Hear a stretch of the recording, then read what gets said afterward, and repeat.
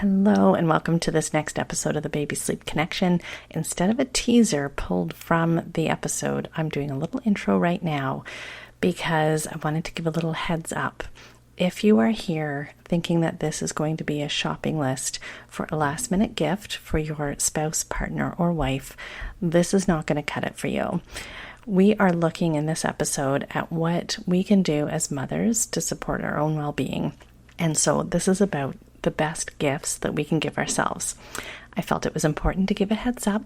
I didn't want the title to be misleading, but I also did want to be a bit playful with how we looked at what is meant by a gift and how the gifts we give ourselves are super valuable.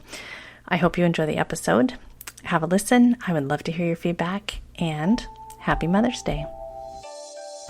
Welcome to the Baby Sleep Connection, a podcast that explores baby sleep and more through the lens of attachment and development.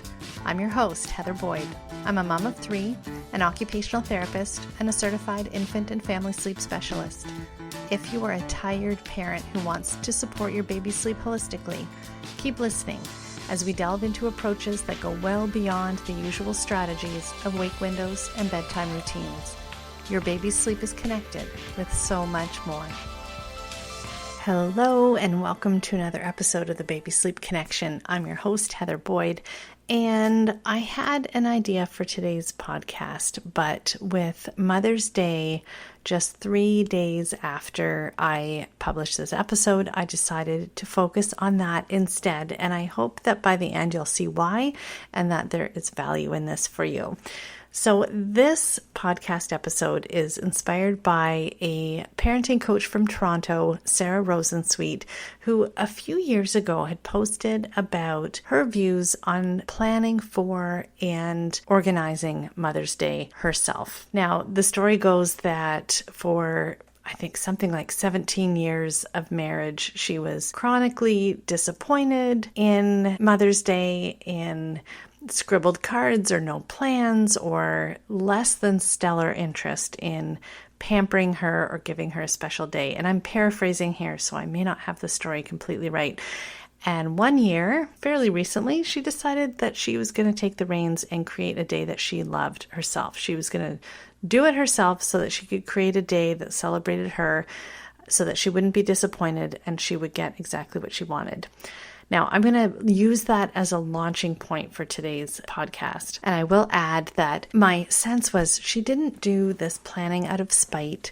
She didn't give them the evil eye as she was planning the day or implementing the plans for the day, but she was simply taking responsibility for her own happiness. Now, this entire episode could really miss the mark for you. I can't possibly know what your circumstances are or your relationship with Mother's Day, your relationship with your family. What I do know is that for me personally, I do not look back on the early days of motherhood and say, I did too much for myself. I spent too much time thinking about what I needed. I asked for too much. Now, again, I don't know your circumstances or your relationship with Mother's Day. Many of us have had losses of our own mothers, and that means that Mother's Day in part represents grief. Some of you listening may have lost a pregnancy or lost a baby. Some of you may not be in a relationship that you pictured you be in as a parent. I want to honor that if those are your circumstances, that you take what is useful from this podcast episode and then leave the rest. And what may be useful is that you are of value and you are worth celebrating, and that we are responsible, at least in part, for creating the life that we want. So I want to focus this episode on looking at what are some of the gifts that you can give yourself for Mother's Day. And I'm kind of chuckling because I know the stereotype is to bring flowers home and have a special meal and gifts and all that jazz. Well, this is going to break all those rules around what Mother's Day should look like. Maybe that's a really good thing. Maybe that's something that you can celebrate too. So here are the 4 gifts that I think we should all consider giving ourselves for Mother's Day. And honestly, I don't care whether you're a mother or not. These are things that are going to apply to all of us as human beings. The first one is to give yourself boundaries. Now, I know when I talk to parents in my group coaching program and with one-on-one, boundaries are something I have to slow right down to talk about with families, because the tendency is to think that boundaries keep people out and push things away. And of course, I am a very attachment-based coach and therapist, and so this idea of pushing things away for boundaries is counterintuitive. So I want to explain what I mean by boundaries. And I can't remember who first described this to me, but she described boundaries as not about pushing people out, but about keeping yourself in. Boundaries are about knowing what is important to you, what are your values, and being able to exercise those values, and to speak up when you feel that something isn't right. Now, as parents with very young children, you might find that boundaries have been squashed completely, because our sense of ourselves and keeping ourselves in have often been squashed completely when we become parents.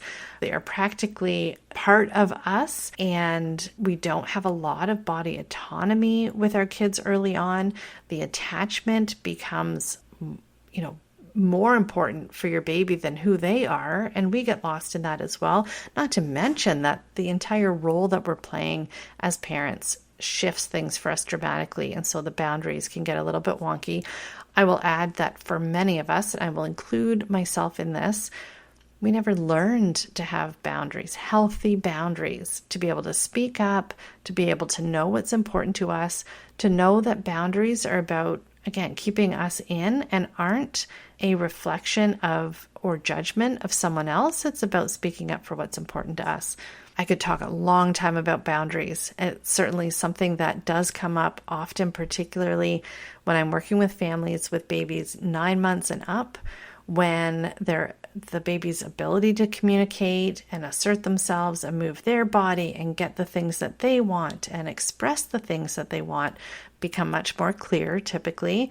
And that's often when parents are realizing, gosh, we are having a really hard time here because we have not had to think about boundaries as a parent before, and we've rarely thought about boundaries with other relationships. So at least give yourself the gift of reflecting on boundaries. Now, the second gift that I think all humans should be giving themselves is the gift of clear communication. This is a nice launching point, having just talked about boundaries, because of course, if we have boundaries, we need to communicate them. We also can't communicate very well if we haven't communicated with ourselves and really slowed down to reflect on what is important to us and been really honest with ourselves.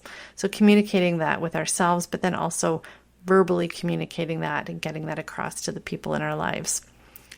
The third gift that I believe we should give ourselves is self-indulgence.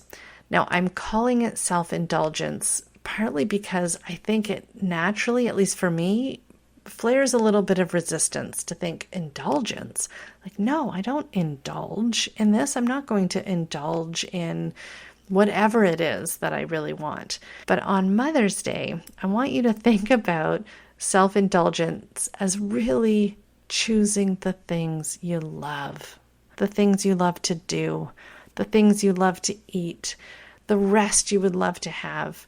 I'm thinking again of the person who inspired this episode, Sarah Rosensweet, when she decided to create her own Mother's Day, to organize it herself. She baked cinnamon buns, I think, something that were her favorite. She wanted them to be made a certain way, so she took that on because she had really high expectations of what these would look like, and she didn't want to be disappointed with them, so she took control of that. It doesn't mean you're supposed to do everything, by the way. We're not supposed to do everything, but there are times when it makes sense to take on that role. And to be self-indulgent also means really stopping to think about what is it that you do love. As a parent, you're probably very hyper-focused on what it is your baby needs, what everyone else needs except you, that you might have even forgotten what's important to you. I still remember in the early years of parenthood when we went out for a rare dinner out, and my son, my eldest, was a toddler.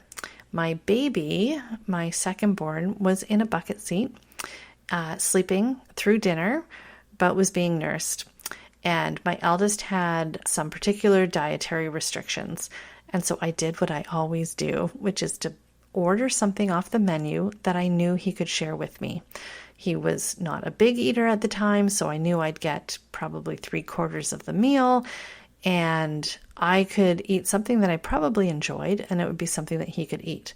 So meanwhile, my partner ordered whatever looked good on the menu. I didn't resent it, but the next thing that happened is my toddler had decided to, I guess, go through a growth spurt, or had really gotten his appetite, or the salmon that I ordered was like particularly good. And he ate 3/4 of it. And so there we were at this dinner, where a rare night out, and I had like 1/4 of a serving of salmon on the table. This Mother's Day, I want to make sure that you get the whole platter of salmon, or the whole cinnamon bun, or whatever it is that you want to indulge in that really makes you feel good inside. And of course, self-indulgence isn't just about what we're eating, it's about what we're doing as well. So if you're wanting to go for a hike, go for a hike. I know there have been Mother's Days where I've actually gone for a hike by myself. And at first I was really disappointed. And I thought, no, I'm actually in the woods, like my very, very favorite place in the world. And part of my disappointment is that there was an expectation my family would be with me, but no one really seemed particularly interested in going for a hike.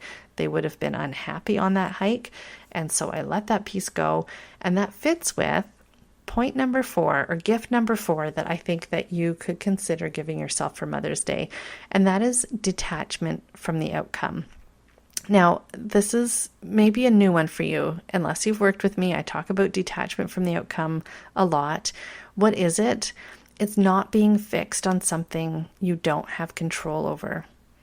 Now, we talk a lot in the work that I do about attachment. We want secure attachment with our babies, but we want detachment from the outcome. Now, I think detachment to the outcome and not being tied to the outcome comes up in Buddhism. I think it comes up in ancient philosophy and wisdom like Stoicism, which is absolutely not about being stoic. It's a Stoic philosophy, which is a wonderful philosophy from ancient Greek, I believe.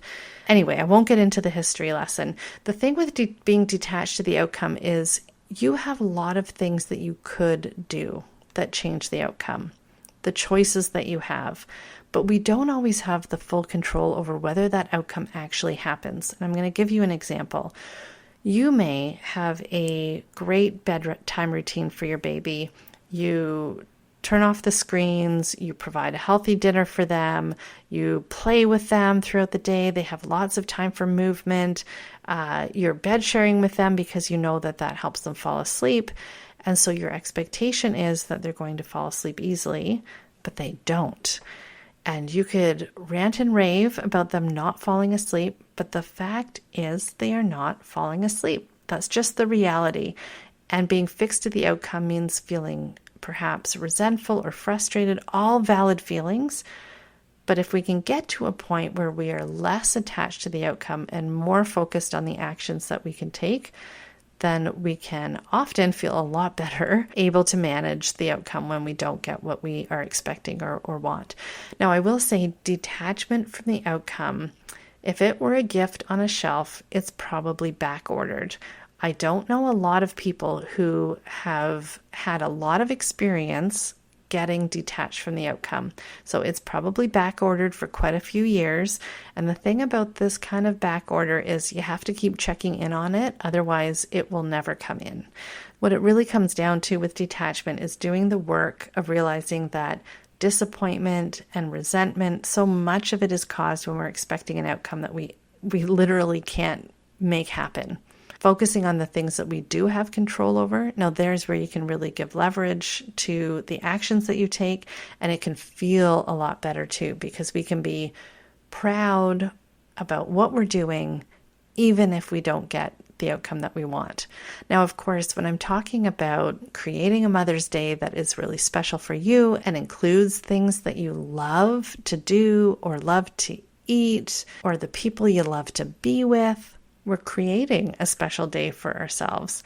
And it's awfully hard not to have expectations about that. I know I do. Maybe mine's back ordered still too. The idea is to become less attached to the outcome so that you can enjoy what's actually there. This, of course, does not mean that someone who is chronically letting you down, that's okay.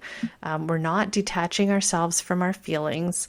We're not detaching ourselves from the responsibility that others have towards us. If we are in any relationship, there are responsibilities that we have for each other. And so having chronic disappointment by someone not fulfilling their commitments it's a real deal.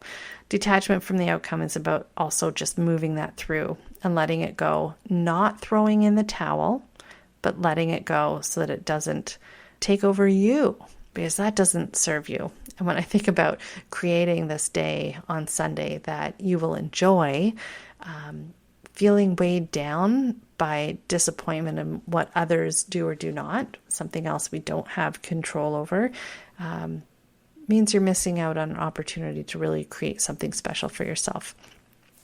So those are the 4 gifts that I am going to challenge you to give to yourself. Of course, it's not just for Mother's Day. I think all of these things are really important for us to consider often, every day of the year. But I also want to add some of the gifts that I think you should leave on the shelf. Now, of course, again, we're not talking about tangible gifts here, but here is my list of the things that I think you should just leave on the shelf and walk away. The first is people pleasing. Now, I happen to have just listened to a talk by Gabor Mate. I'll include the link in the show notes, where he talks about how to release stress. And what he does in this talk is link stress with chronic illness. And one of the most significant things that repeatedly came up in his talk was that people who are people pleasers, that deny their own happiness or deny their own authenticity of who they are more likely to develop chronic illness. So this people pleasing, leave it on the shelf. If you bought it already and you've taken it home and you carry it everywhere with you, figure out a way to put it back on the shelf. And I'll say that one of the most powerful ways of putting people pleasing back on the shelf is just to kindly but clearly communicate no more often.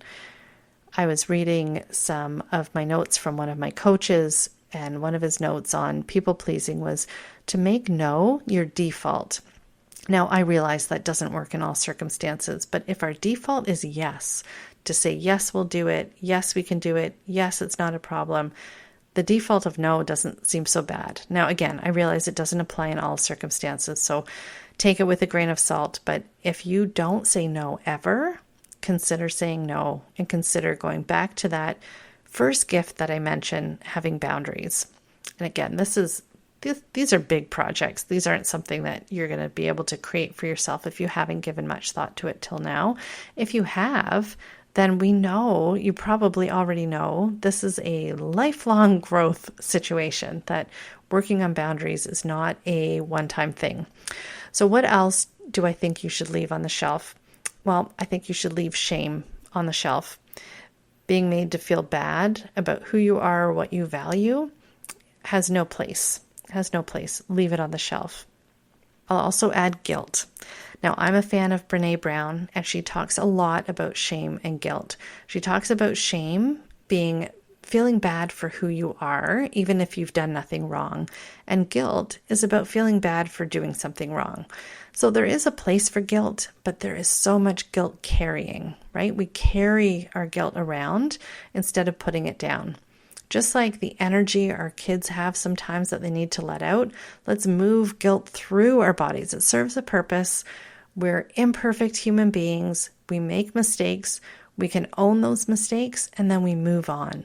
Dwelling on the mistakes we make, like related to sleep, missing our kiddos' nap time, and now they're cranky and overtired. It's a mistake. It was my responsibility to make it happen, and I didn't, but I'm not going to hang on to it. Otherwise, by the end of the day, and I've heard the analogy of the backpack, if every time we do something wrong, we consider it being like a rock, and we put it in our backpack that we're wearing on our back, by the end of the day, that backpack is super heavy and uncomfortable. And for what purpose? We can learn from our mistakes. I think so often they're not even mistakes. They're experiments or trials to figure out what's going to work. We don't get the manual on parenting, so we're figuring this out as we go along. I want to finish by saying what I think is an undercurrent to all of this. The boundaries, the clear communication, the indulging in things that you truly love to do, being detached to the outcome, and getting rid of all that, or at least peeling back the layers of people-pleasing and those feelings of shame and guilt. And that is self-love. So if Mother's Day is a day to love mothers, I want you to consider what you are doing that shows yourself that you love yourself. That can feel really uncomfortable if you haven't reflected on that, especially since there is this tendency to focus so much of our attention on our babies. And it's not that that is a bad thing. Our babies cannot meet their needs. And the intense love we have and the role that we are filling in meeting our baby's needs is not a small endeavor, and certainly not small in importance. But to love yourself allows you to love others fully. If that's something that resonates with you and you're wanting to explore that more, I will include a list of some books related to that topic in the show notes.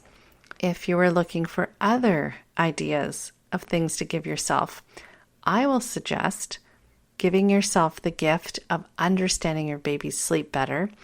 This may be an awkward segue, but I do have a free workshop coming up on May 30th. I would love you to come. I will include the link in the show notes. This is a workshop where we will be going through why your baby is not sleeping the way that you expect. We talk about detachment from the outcome. There you go. It does come full circle. I thank you for being here today. I am sending best wishes to all of you who are celebrating Mother's Day. I encourage you to look at who you are authentically and what does that mean for what is important to you and what feels good to you, so that you can find something to make that day or every day feel special. I want you to notice something about the things in this episode that I mentioned that would be really valuable to gift to yourself. Everything on that list, from boundaries to communicating clearly to indulging in the things you truly love and being detached from the outcome, those are all things that no one else can give you. Those are things you need to give yourself. Self-love as well. It's built right into the word, self-love. So when you think about, or when I think about how often I've been disappointed by not getting something from others, when I think about those 4 things and how I'm in charge of giving them to myself, that feels really empowering to me. And I hope it feels really empowering to you. I hope that you are treated especially this Sunday. But I also hope that this episode has given you a way to treat yourself specially too. Happy Mother's Day to all of you out there, and I'll catch you on the next episode. Bye for now. Thank you for joining me on this episode. I do hope that you found the information and perspectives in this podcast episode helpful to you as you navigate your baby's sleep development. Of course, this podcast provides general information and it isn't tailored to your family's reality or the specific needs of your baby. If you're concerned about your baby's sleep or health, be sure to reach out to your healthcare provider. If you're feeling exhausted and overwhelmed and you need a place to feel nurtured and reassured, you can find me on Instagram at familysleep.ca. Until next episode, look for the connections that support you and your baby.